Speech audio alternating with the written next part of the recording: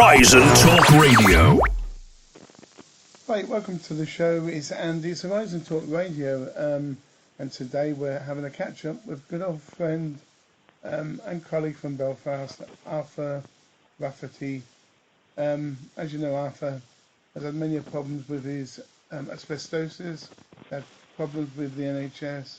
Now we've obviously got COVID-19 involved in the mix, but his biggest problem all his life, best part of 46 years, he's been trying to get justice for his dad, and trying to get a notorious man called Steak Knife, Freddie Scappaticci, either into prison or at least to be held responsible for what he did to Arthur Rafferty's father all them years ago. I've forgotten the year now, but Arthur will explain and give you a recap. But I'm just going to read. I'm glad to see this was in the paper in October 19, and it explains what is the Steak Knife scandal. Well, obviously the scandal is he thinks he's not a double agent, basically. But newspapers and even police said he is. So he must be. Who is he? Well, he's obviously Freddie Scappaticci from Belfast. And why is an agent who served the British state generating such controversy? Well, because he's hiding and they're paying for him to hide. That's why it's controversial.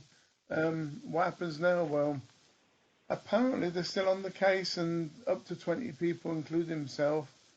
It says here the scandal could lead to the possibility that senior British military intelligence veterans, police handlers, and former leading RA figures will be prosecuted for crimes. Well, I'm not sure if Arthur Jr. here agrees, but I'll let you give an outline to the story, Arthur. Yes, Andy. Thank you very much, and it's nice to be back with you again. I hope everything's keeping well with you and your wife. Yeah, everything's good. This fella, 76 years ago, murdered my father, took him out of a pub after my father finished a day's work at the Belfast docks. My father was a docker, and he shot him 5 times in the back and left him in the street bleeding like a dog. Walked past him, put the guns back in the safe house and walked away. Now, I have been fighting his case for all them years. I got all the evidence I needed from a top ARA man called Benjamin Hughes. Was able to tell me exactly what happened, when it happened, and why it happened. I gave the ombudsman all that report, itemized all the names and all. Nothing was ever done. The police know who murdered my father. They have kept it quiet themselves for 46 years, and they have withheld vital evidence about my father. And I've tried everything.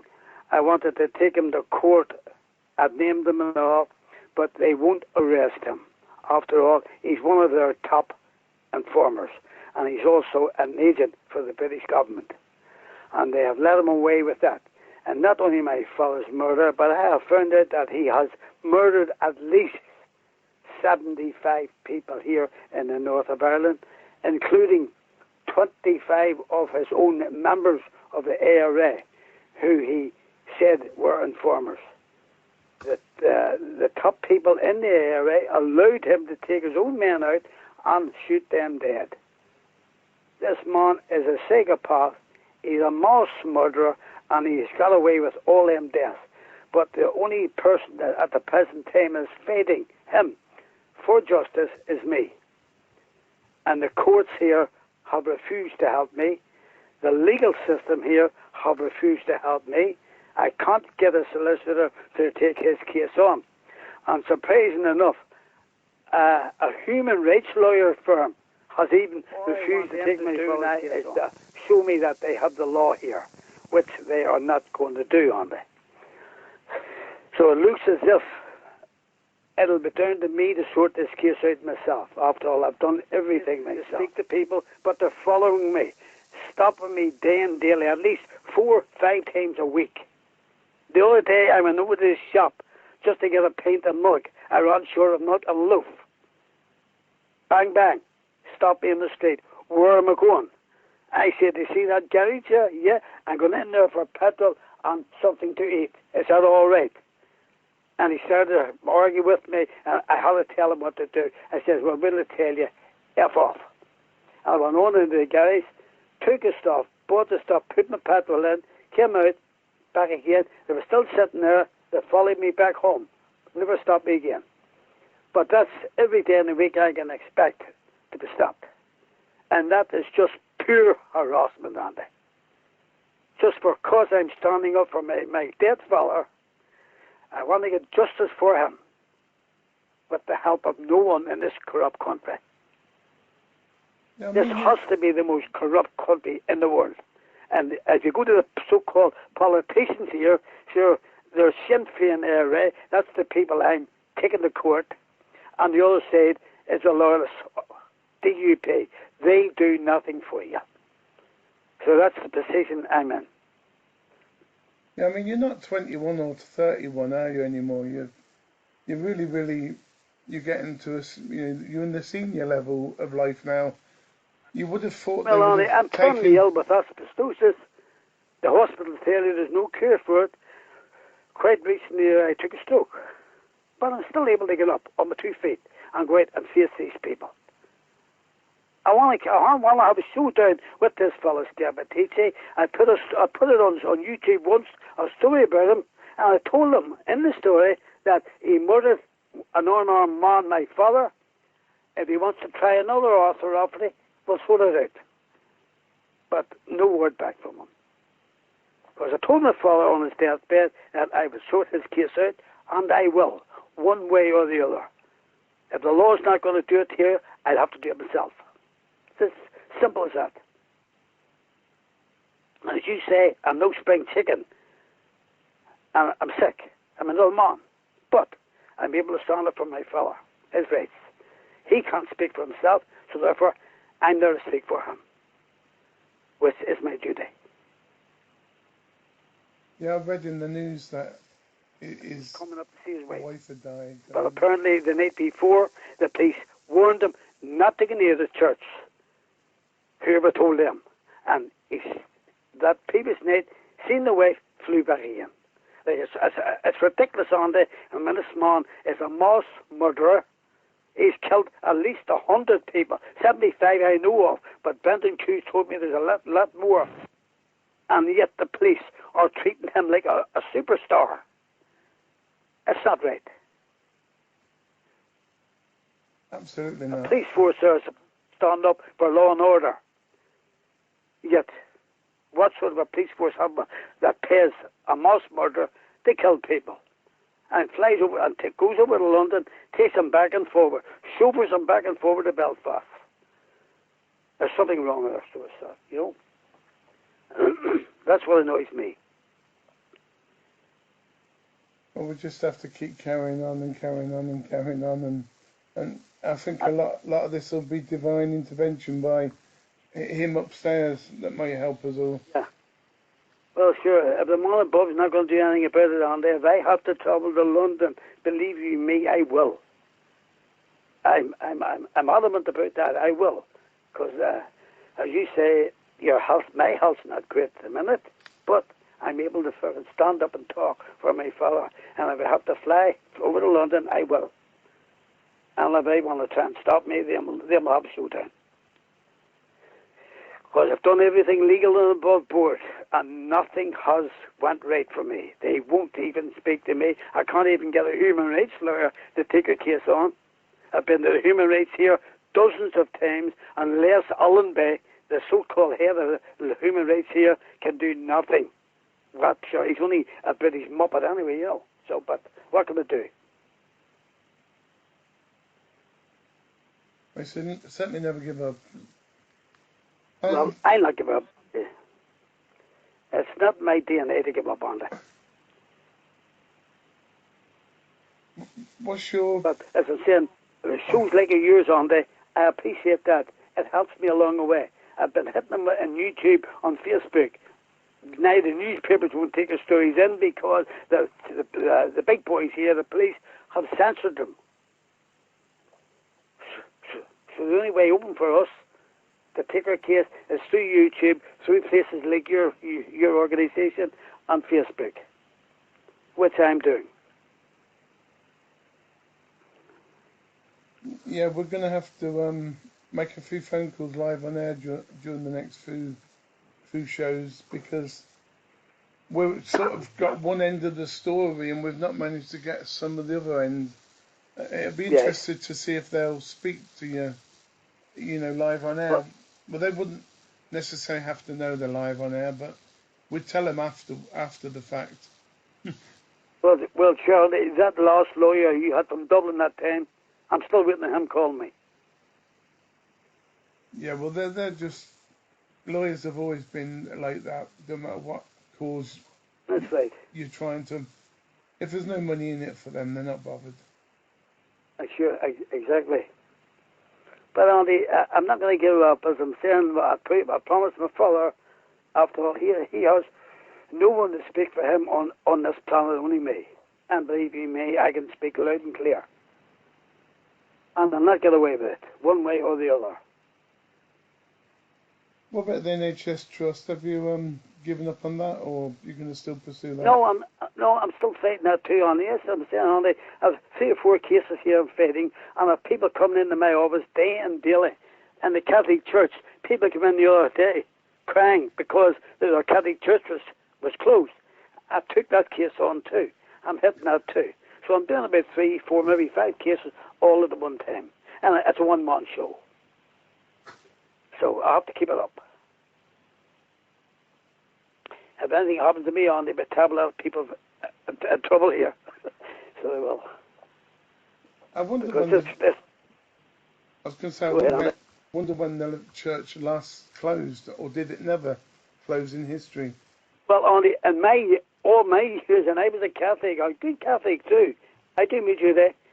I help people, and I've never known the church to be closed through all the years of the trouble and all.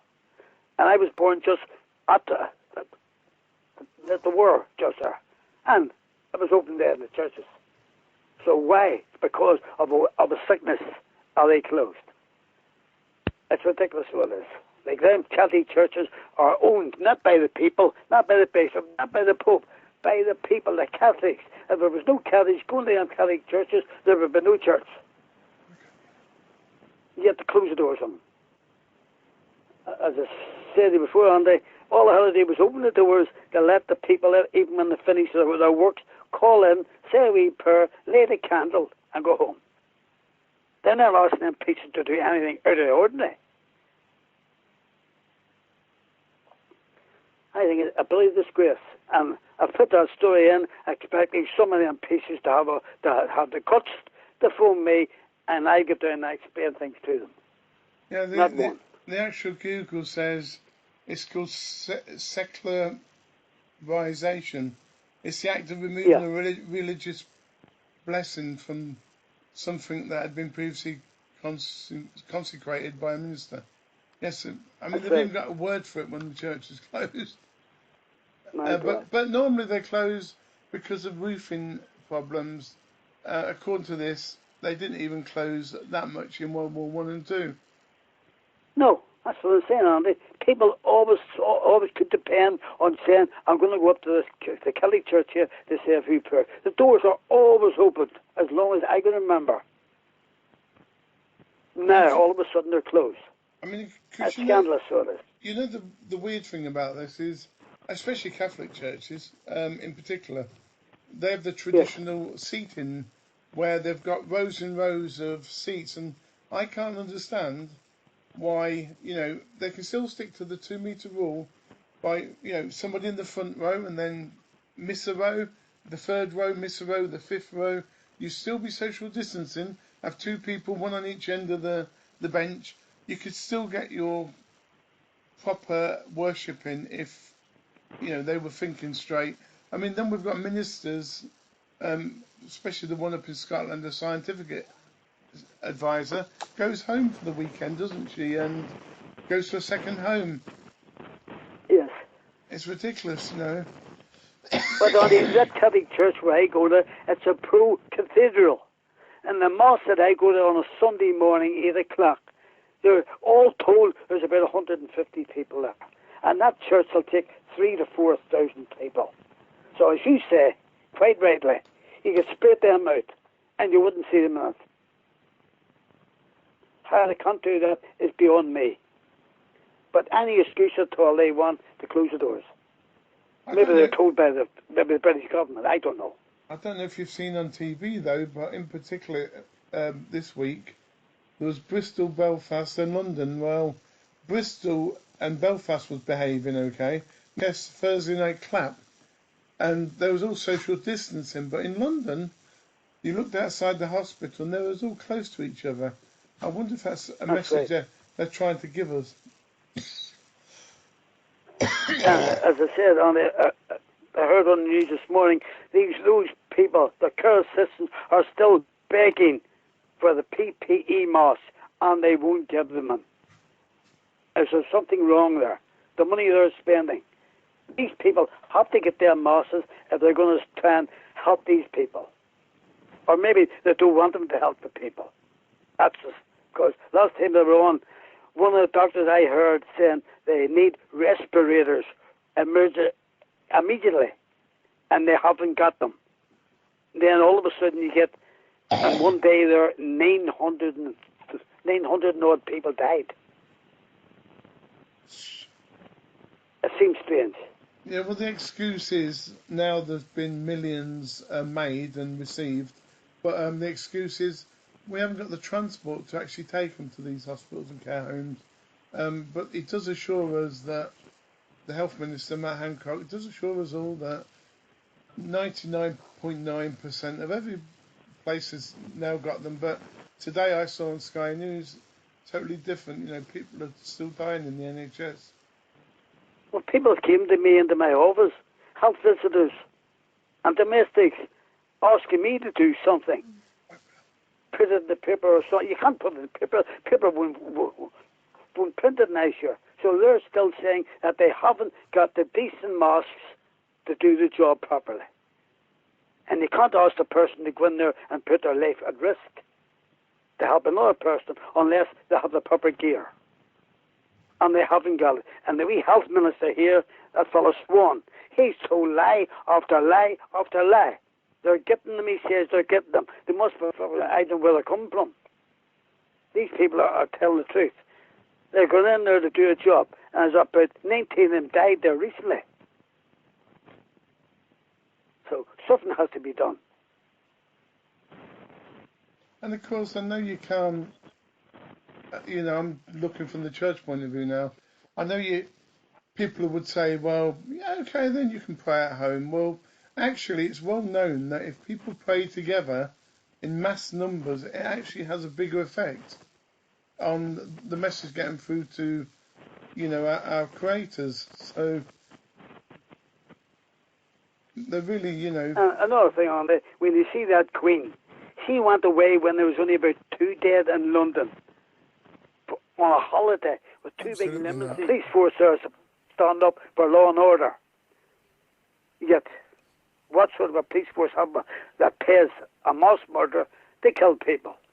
And flies over and goes over to London, takes them back and forward, chauffeurs them back and forward to Belfast. There's something wrong with our suicide, you know? That's what annoys me. Well, we just have to keep carrying on and carrying on and carrying on, and I think a lot of this will be divine intervention by him upstairs that may help us all. Yeah. Well, sure. Horizon Talk Radio. Online from the Highlands of Scotland, we are voices from around the world.